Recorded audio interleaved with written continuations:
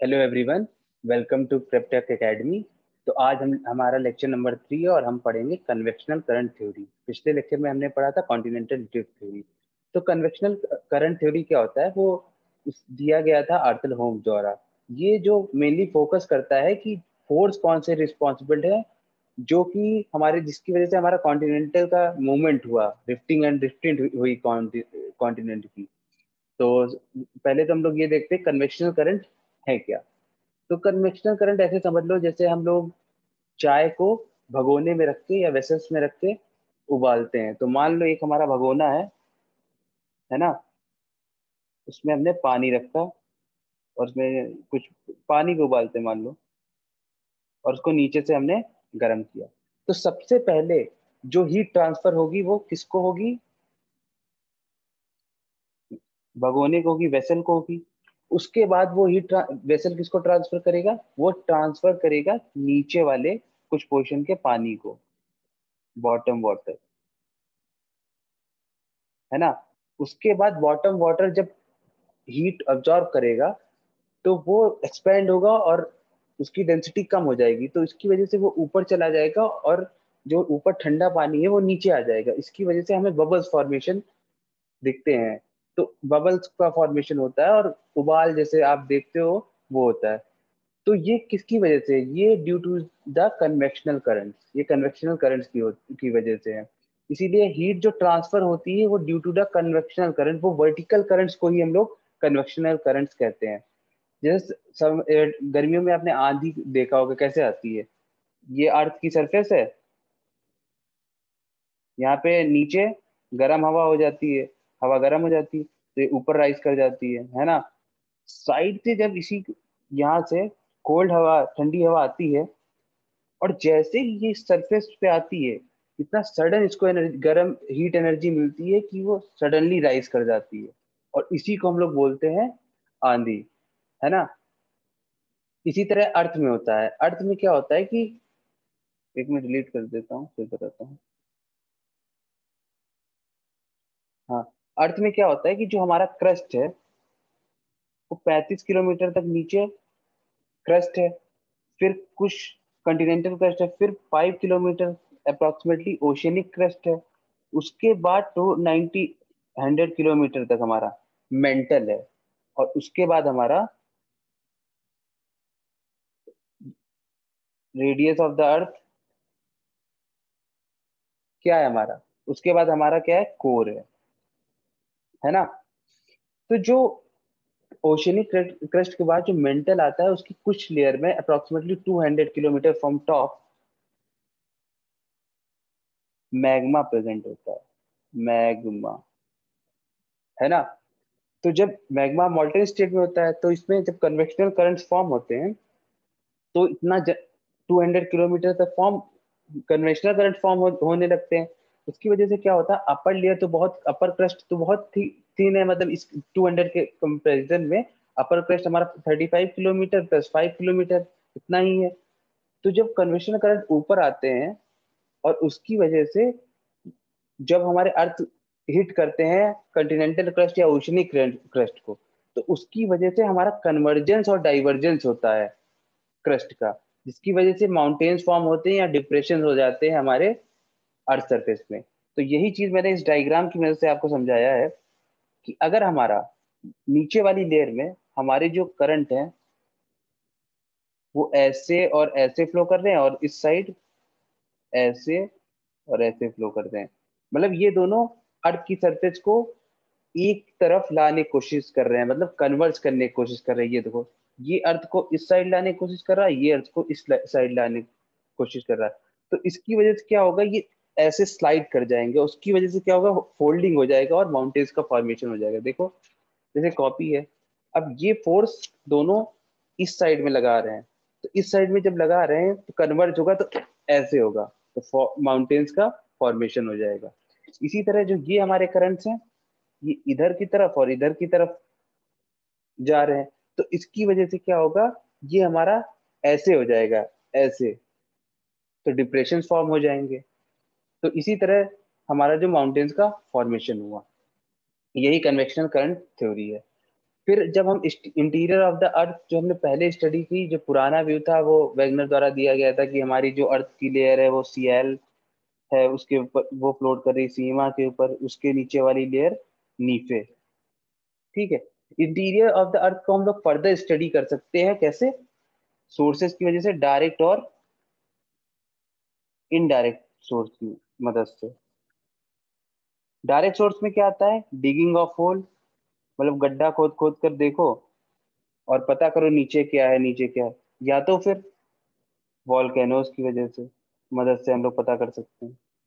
Indirect source में क्या है, जब मीटियोर्स की स्टडी करें और कंपेयर करें कि जैसा हमारा स्ट्रक्चर मीटियोर्स का है वैसा ही हमारा स्ट्रक्चर अर्थ का हो सकता है।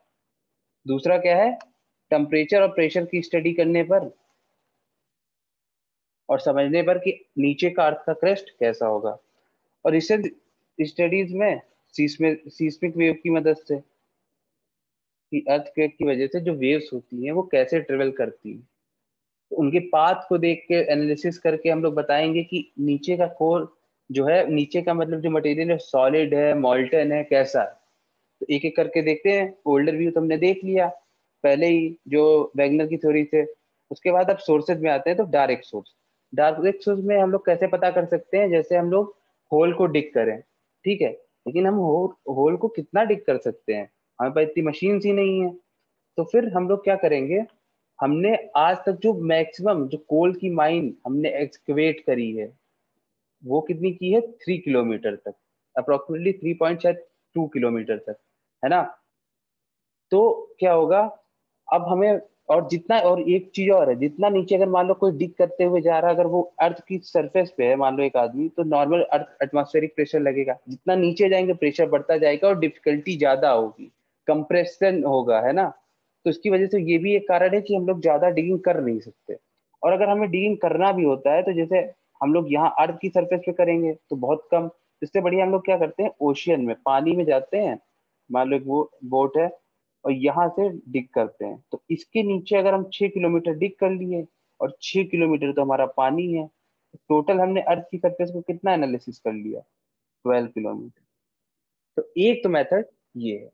दूसरा मेथड है डायरेक्ट मेथड, क्या, वॉल्केनोज, नेचुरल वॉल्केनिक एरप्शन, कि जो हमारा जो वॉल्केनो की वजह से जो मटेरियल अर्थ की सरफेस से बाहर आ रहा है वो सॉलिडिफाई होगा, उसकी मिनरल कंटेंट्स को स्टडी करके कि अर्थ की सरफेस में नीचे आखिर क्या क्या है। तो वॉल्केनिक एरप्शन आज तक जो वर्ल्ड में हुआ है वो केवल 400 किलोमीटर नीचे से हो पाया है। और मतलब मैक्सिमम डेप्थ वॉल्केनिक एरप्शन कहाँ से हुआ है, 400 किलोमीटर। और एवरेज डेप्थ क्या है वॉल्केनिक एरप्शन की, 200 किलोमीटर। तो उसकी मदद से हम एनालाइज कर सकते हैं कि इंटीरियर ऑफ द अर्थ में क्या क्या प्रेजेंट है। ठीक। फिर हमारा आता है indirect indirect source. Indirect source कौन कौन से हैं, जैसे मीटियोर्स का आना, उनके मतलब उनके स्ट्रक्चर को समझना और कंपेयर करना कि हाँ, अर्थ का स्ट्रक्चर भी ऐसा ही होगा। ये देखो मैंने मीटियोर्स को कर रखा है ना, बहुत सारे। तो जब मीटियोर्स अर्थ की सरफेस पे आते हैं तो बहुत सारे एटमॉस्फेयर है, ट्रोपोस्फियर, मीजोस्फियर, है ना। तो जब मीजोस्फियर में इंटर करते हैं, जैसे ये हमारा सॉलिड इंटर कर रहा है, तो यहाँ पे बहुत सारी गैसेस प्रेजेंट है। तो उसकी वजह से क्या होगा, उसकी गैसेस की डेंसिटी हाई है, और जब वो अंदर आएगा तो उस पे जो है बहुत फ्रिक्शन लगेगा, उसकी सरफेस पे बहुत ज्यादा फ्रिक्शन लगेगा। उसकी वजह से क्या होगा, उसका ऊपर का जो पोर्शन होता है वो जल जाता है, डिस्ट्रॉय हो जाता है, और बचता है बहुत अंदर का पार्ट जिसे हम कोर कहते हैं, मीटियोर्स का कोर। तो इसी तरह जब मीटियोर्स का कोर बचता है तो हम लोग वो, और वो सबसे डेंसेस्ट होता है। तो इसी तरह हम लोग मीटियोर्स की स्टडी से ये मतलब मानते हैं कि हाँ शायद अर्थ का स्ट्रक्चर भी ऐसा ही मीटियोर्स की तरह कुछ हो। दूसरा क्या है, दूसरा है studying the temperature of and pressure in the interior of the earth surface. इसका मतलब क्या हुआ कि हम लोग जैसे टेम्परेचर और प्रेशर, नीचे जितना जाएंगे तो टेम्परेचर भी बढ़ेगा, प्रेशर भी बढ़ेगा। कुछ दूर तक अर्थ में, कुछ दूर तक, जैसे अर्थ की सरफेस है, कुछ दूर तक टेम्परेचर का जो बढ़ने का रेट है वो ज्यादा होता है एज कंपेयर टू प्रेशर। तो क्या होगा, कुछ दूर तक जब टेम्परेचर ज्यादा तेजी से बढ़ रहा है तो इसका मतलब क्या, मटेरियल जो मॉल्टन स्टेट में होगा। तो तभी हम लोग देखते हैं कि मैग्मा का वो उसका मेंटल का कुछ पार्ट मॉल्टन स्टेट में है, जिसे हम मैग्मा बोलते हैं। मैग्मा, और एक चीज याद रखिएगा, मैग्मा जब अर्थ के अंदर है, मतलब मॉल्टन स्टेट में अर्थ के अंदर है, तो उसे मैग्मा बोलेंगे। जब वो अर्थ की सरफेस के बाहर आ जाता है तो उसे हम लोग लावा बोलते हैं। है सेम चीज, लेकिन जब इंटीरियर होता है, ऑफ द अर्थ होता है, तो हम मैग्मा बोलते हैं, जब बाहर आता है तो लावा बोलते हैं। अच्छा, तो कुछ सरफेस के नीचे कुछ डिस्टेंस है तो मॉल्टन स्टेट में। उसके बाद मेंटल से ही शुरू होता है, जब प्रेशर का जो जो रेट होता है एज कम्पेयर टू टेम्परेचर, वो प्रेशर ज्यादा तेजी से इंक्रीज करता है एज कम्पेयर टू टेम्परेचर। जब प्रेशर डोमिनेट कर जाएगा टेम्परेचर के, उसका इसका मतलब है कि जो डेंसिटी है मटेरियल की वो बढ़ने लगी, और बढ़ते बढ़ते इतनी हो जाएगी कि वो एकदम हार्ड हो जाता है। और तभी जो हम लोग देखते हैं कि मेंटल का कुछ पार्ट और कोर जो हमारा बहुत ज्यादा डेंसेट हो, बहुत ज्यादा हार्ड होता है, डेंसेस्ट होता है ना। तो ऐसे भी हम लोग पता कर बता एनालाइज करके देखते हैं, तो हम बताते हैं कि हाँ, हमारा जो नीचे का पार्ट है वो डेंसेस्ट है, फिर उससे मीडियम डेंस है, फिर वो लाइट है, ऐसा। तो ये तो हो गया हमारे इनडायरेक्ट सोर्स। तीसरा क्या है कि जो हमने रिसेंट स्टडी करी है, वो सीस्मिक वेव्स की मदद से करी है। उसमें क्या होता है कि जब अर्थक्वेक आता है तो हमारी एनर्जी रिलीज होती है in the form of waves. Wave जब ट्रेवल करती है तो उसकी वजह से अर्थ में होता है वाइब्रेशन। वाइब्रेशन होता है, तो जब अर्थ को भी तो एक वो वेव्स को भी तो एक मीडियम चाहिए ट्रेवल करने के लिए। तो जिस हिसाब जो जो मीडियम, जो मतलब जैसे दो वेव्स हैं, जैसे अर्थक्वेक की वजह से वेव्स आई, वेव्स आई, मान लो सबसे, जब अर्थ आता है तो सबसे पहले वेव जो आती है, जिसकी सबसे ज्यादा हाई वेलोसिटी होती है, उसे बोलते हैं प्राइमरी वेव। ये पार्ट है प्राइमरी वेव्स, बॉडी वेव्स का। दो टाइप की वेव्स होती है, body waves, surface wave. Body waves का पार्ट, सब पार्ट है प्राइमरी वेव्स और पी वेव्स, और सेकेंडरी वेव्स और एस वेव, और दूसरा पार्ट है सरफेस वेव, वो अलग है। तो सबसे पहले पी वेव्स आती है, उनकी वेलोसिटी बहुत ज्यादा होती है। फिर पी वेव्स आने के बाद तुरंत सेकेंडरी वेव्स आती है, एस वेव। तो ये दोनों कम डिस्ट्रक्टिव हो, और उसके बाद अगर ज्यादा मैग्नीट्यूड का अर्थक्वेक आया है तो सरफेस वेव जो अर्थ की सरफेस पे आता है, और जिसकी वजह से बहुत सारा डिस्ट्रक्शन होता है। तो मैं ये बता रहा हूँ कि इंटीरियर ऑफ द अर्थ को इसकी वजह से कैसे, मतलब हम लोग स्टडी करेंगे, मतलब वेव्स को भी मीडियम चाहिए ट्रेवल करने का। तो इन वेव्स की कुछ प्रॉपर्टी है कि किस किस मीडियम में ट्रेवल करेगी, तो उसकी एनालिसिस से हम बता सकते हैं यहाँ पे कोर है, यहाँ पे मेंटल है, एक्सेट्रा, है ना। तो फिर आज इसको मैं फर्दर कैरी करूंगा नेक्स्ट लेक्चर में, पी वेव्स, एस वेव्स। तो थैंक यू एवरीवन, और हमेशा कनेक्ट रहिए प्रेपटेक एकेडमी से, और सब्सक्राइब करिए हमारे चैनल को। Thank you so much.